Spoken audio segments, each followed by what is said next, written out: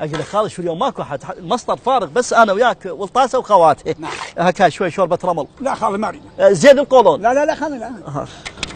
اصبر خالي هسه صيدنا صيده. يلا ذب شو خالي اقول لك شو هذا اليوم انا احسه فاهت، يعني فاهت شنو؟ يعني ماكو شيء.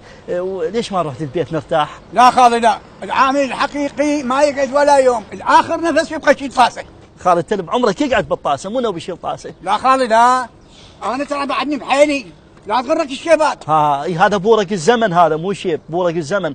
انت تلبخ ويتناثر البورق فوق هامتك. الله كم حايط بحايط بيضي. اتذكر كنت تدقاقي، بسمعك تدقاقي اقول الله يرزقه جاله شغل راح يبيض. طبعا شلون. هاي شنو هاي شنو هاي خالي؟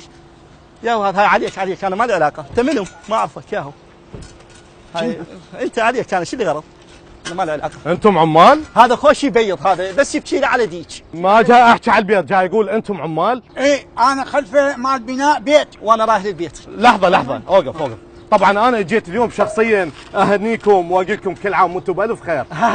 شفت خالي اخذ لك هيك حكومه، زحفت عيد الفطر قبل رمضان، هاي كلها على مود انتخابات. لحظه يا رمضان يا عيد فطر، جاي اهنيكم بعيد العمال.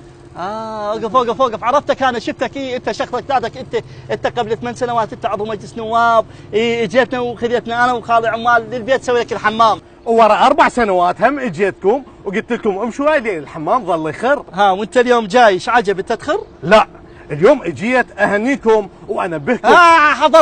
حفظناهن. انت شخص ذاتك، انت نفسك هو هذا نفسه. انت اجيتنا كل ما ترشح على انتخابات تجي تعطينا وعود وما توفيها. برش عندك جديد خلينا نسمع. وحق كل حبايه جص لا تحكي مو لك هذا إله هو، نسمع من عنده. تفضل.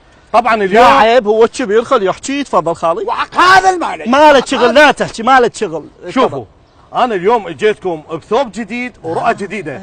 شباب الكيكه وجيت اقدم لكم هاي الكيكه بمناسبه عيد العمال اللي هو عيدكم طبعا.